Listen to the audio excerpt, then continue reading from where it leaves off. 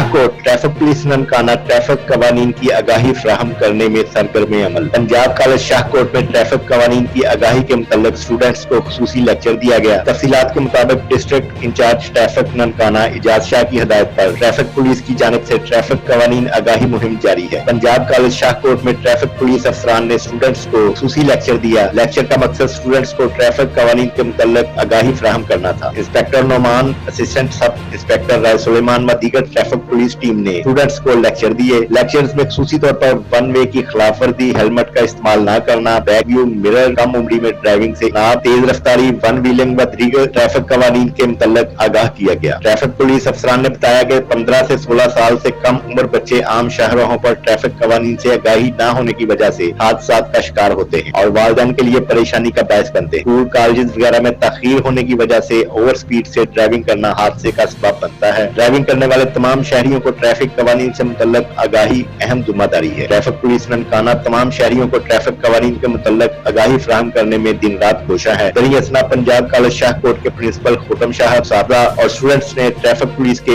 इस इक़दाम को सराहते हुए खुशी का इजहार किया।